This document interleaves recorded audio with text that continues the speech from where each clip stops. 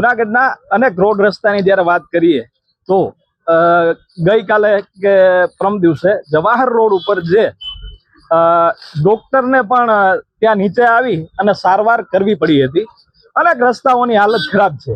ત્યારે હાલ આપણે આજે સવારે શાંતેશ્વર રોડ ઉપર હાલ લોકોએ એકઠા થઈ અને રોડનું કામ નથી થતું, જેને લઈ અને આંદોલનની ચીમકી ઉચ્ચારી હતી.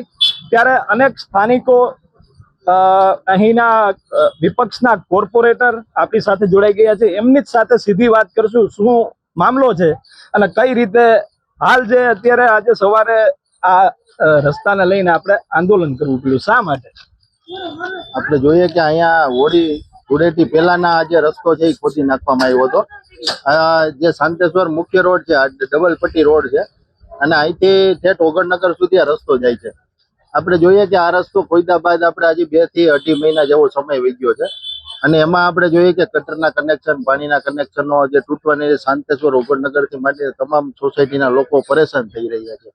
ત્યારે આજે કંટાળી અને લોકોએ 2-3 મહિના થયા જ્યારે આ કામગીરી ધીમી ગતિએ અને અહીંયા તો હાવ બંધ જ છે મેન રોડ ઉપર. આપણે જોઈએ કે મેન રોડ છે 40 થી 50 જેટલી સોસાયટીઓ, 50 થી 60,000 જેટલા લોકો અવર જવર કરે. જોશીપરાનો મુખ્ય રસ્તો છે એટલે અહીંયા મોટી માત્રામાં વાહનોની અવર જવર હોય છે. વન વે રસ્તો થઈ જવાના રીતે અતિશય મુશ્કેલી થાય છે અને સોસાયટીના જે ડાયવર્જન રસ્તાઓ છે એ પણ તોડી નાખવામાં આવતા અંદર ફરીને લોકોને ઘણું બધું અંદર જવું પડે છે. એટલે લોકો ખૂબ પરેશાન થઈ ગયા હતા. એટલે આજે કંટાળી અને લાંબો સમય થતા કામગીરી ન ચાલુ થતા લોકો અહીં રસ્તો બંધ કરી દેવામાં આવ્યો હતો ને અમને બોલાવવામાં આવ્યા હતા. ત્યારે આ આંદોલનમાં અમે એમની સાથે જોડાણા હતા અને એમની જે રજૂઆત હતી વ્યાજબી છે, કારણ કે ઘણો સમય થઈ ગયો છે અને રસ્તાના કામો છે. આપણે જોઈએ કે જવાહર રોડ હોય કે જીઆઈડીસી હોય અને ચારે બાજુ આપણે જોઈએ કે ગલી નાકાઓમાં તમામ સોસાયટીઓમાં રસ્તાઓ ખોદી નાખો. 35 થી 40 કિલોમીટર જેટલા અત્યારે જુનાગઢમાં રસ્તાઓ છે, એમના કામ કરવા પડે એમ છે. અમુક ખોદેલા છે તેનું સમયસર કામ નથી થતું. 2.5-3 મહિના સુધી રસ્તાઓ ખોદીને મૂકી દે તો લોકોને પાણીની સમસ્યા, પાણીની લાઈનો તૂટી ગઈ હોય છે, ગટરો તૂટી ગઈ છે. ઉનાળામાં કેટલી તકલીફ પડે, મચ્છરોનો ઉપદ્રવ થાય છે. સમયસર કામગીરી નથી થતી એટલે લોકો હેરાન છે. જ્યારે રોડ રસ્તા બનતા હોય એમનો કોઈને વાંધો ન હોય. સ્થાનિક કોર્પોરેટર સાથે વાત કરતા એને એવું જણાવ્યું કે 1 મહિનાની અંદર કામ પૂરું થઈ જશે, લાગે? સ્થાનિક જે ભાજપના કોર્પોરેટર છે એ આપણે જોઈએ કે એમના ધારાસભ્ય જે છે એ પણ ગુજરાત સરકારમાં લેટર લખે છે કે અધિકારીઓ અમારું માનતા નથી. તો આ સામાન્ય કોર્પોરેટરનું તો શું માને? જો અત્યારે જો એને રજૂઆત પહેલા કરી હોત તો આવી પરિસ્થિતિનું નિર્માણ થાય ને. તમારે પહેલા અહીંયા ધ્યાન દેવું પડે. તાત્કાલિક આ બધી કામગીરી છે થવી જોઈએ. સત્તા પક્ષની જવાબદારી છે. સત્તા પક્ષ એવા દાવા કરે કે અમે કરોડોનો વિકાસ કરીએ, પણ સામે માણસો કેટલા હેરાન થાય. સમયસર કામગીરી થવી જોઈએ, સારી ક્વોલિટીમાં થવી જોઈએ, ફરી પાછા એ રોડ તોડવા ન પડે એવી કામગીરી થવી જોઈએ. એના બદલે જે મહાનગરપાલિકાની શાસકોની જે કાર્ય પદ્ધતિ છે, જે વિકાસ કરવાની, એનાથી લોકો ત્રાહિમામ થઈ ગયા છે. એટલે લોકો અત્યારે કંટાળી અને રોડ ઉપર ઉતરા છે.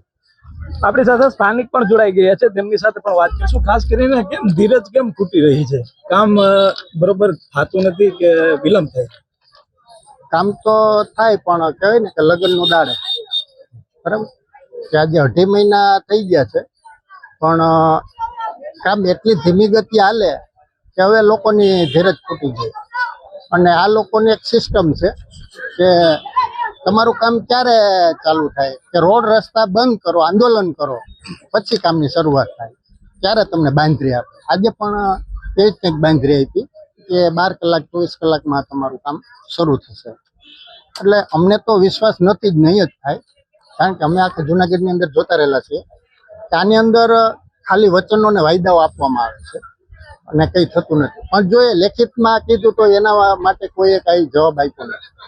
અને એમ કે છે કે અમે 3 કિલોમીટરનું કામ ચાલુ છે એટલે વાર લાગે. બધી વાત બરાબર છે, મોટું કામ છે, ટાઈમ લાગે. તો એની સામે બધી જ વ્યવસ્થા પણ હોવી જોઈએ. અવળું કામ કરવાનું હોય તો એના માટે વ્યવસ્થા પણ હોવી જોઈએ ને. 3 કિલોમીટરનું કામ છે તો એના માટેનું ટેન્ડર, જે વાહન સામગ્રી, જે કંઈ કામ કરવાની સ્પીડ હોય એ પણ હોવી જોઈએ ને. તો આવી રીતના કામ ચાલે. દર 2-3 દિવસે 2-3 મજૂર આવે અને થોડું ટક ટક કરીને જાય એટલે આપણને એમ થાય કે હાઈસ કંઈક કામ કરવા આવ્યા, હવે કંઈક થશે. પછી એ ગાયબ થઈ જાય. 8 દિવસ 10 દિવસ પાછા આવે. એટલે આવી રીતનું કામ ચાલે. કામ ચાલે છે, એ લોકો કહે છે ચાલે છે, બરાબર છે. પ્લસ કે એ લોકોએ શરૂઆત અહીંથી કરી. શાંતેશ્વર રોડના આપણે જે કાળાવાડીથી ખોદવાની શરૂઆત અહીંથી કરી, અહીંથી કમલમ સુધી લઈ ગયા, તો ફરી પાછું કામગીરી ત્યાંથી શરૂ થઈ. તો જ્યાંથી ચાલુ કરી ત્યાંથી કરો, અથવા તો આને મૂકી દેવું હતું. એ લોકો એમ કે એને સિંગલ રસ્તો છે, એને હાલવા ચાલવાની બધી વ્યવસ્થા નથી. અહીંયા આપણે ડબલ રસ્તો છે એટલે વ્યવસ્થા છે, તો આને પેન્ડિંગ રાખી દેવું હતું ને આને ખોદવાની ક્યાં જરૂર હતી?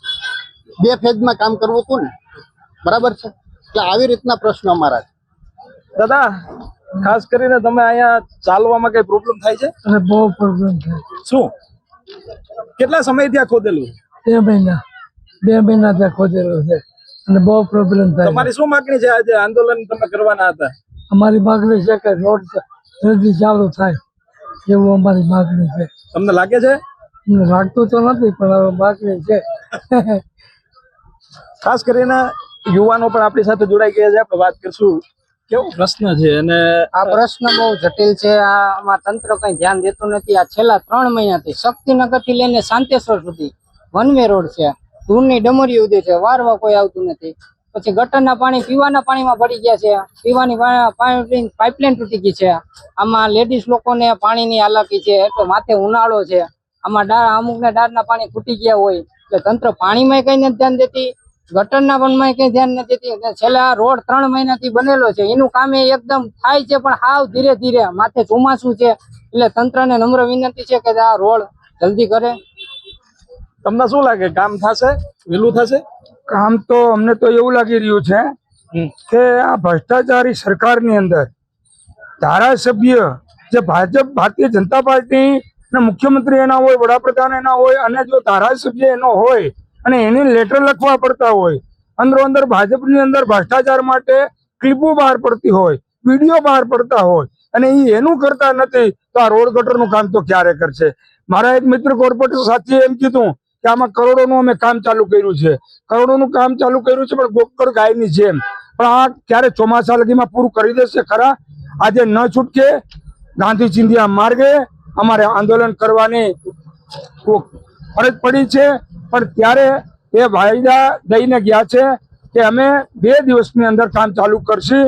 તો અમે પ્રજા લોકોએ જે અમારા વિસ્તારની અંદર 60-70 હજારની જે વસ્તી છે એમાં એને એવું કીધું કે લેખિત અમે કીધું તો અમને ખબર પડે. તો કે લેખિત તો કમિશનરો નથી દેતા, તો કમિશનર નથી દેતા, લેખિતમાં તમે નથી દેતા, ડેપ્યુટી કમિશનર નથી દેતા, તો અમારે જાવું તો જાવું ક્યાં? ભારતીય જનતા પાર્ટી તો અંદર બાંધે. ખાસ કરીને જોવા જઈએ રોડ રસ્તામાં ચાલવાની કેવી અને પાણીની વ્યવસ્થા? પાણીની લાઈનો અત્યારે જ્યાં જોવો ત્યાં તૂટી ગયેલી છે, બધી બાજુ ગુમરાળ મચે છે. આમાં ખરેખર આપણે જોઈએ ને તો આજથી લગભગ 6-8 મહિના પહેલા આપણને ખ્યાલ આવ્યો હતો કે ભાઈ અત્યારે ભારતીય જનતા પાર્ટીના કમલમ ખાતેનો વેરો બાકી છે, તો વેરો બાકી છે ત્યાં પેલા કામ થાય છે. તો હવે જનતાએ જાગવું જોઈએ ને, વેરા ભરવાના બંધ કરવા જોઈએ તો તમારું કામ થાય. વેરા ભરશો તો કામ નહીં થાય. કેમ કે છાપામાં આવ્યું હતું ને મીડિયામાં આવ્યું હતું કે ભાઈ કમલમનો વેરો બાકી છે, તો ત્યાં પેલા કામ ચાલુ થયું. અને અહીંયા 3 મહિના જ્યાં ખોદેલું છે તો હજી એની પોઝિશન છે. આમ જોવા જઈએ તો રોડ રસ્તાના કામ જયારે આપણે જોઈ રહ્યા છીએ ત્યારે જીઆઈટીસી હોય, જવાહર રોડ હોય કે શાંતેશ્વર હોય, અત્યારે લોકોની ધીરજ જે લાગી રહ્યું છે કે ખૂટી હોય તેવું આપણે દેખાઈ રહ્યું છે. અને ખાસ કરીને જે અહીંના કોર્પોરેટર, જે સ્થાનિક કોર્પોરેટર છે તેનું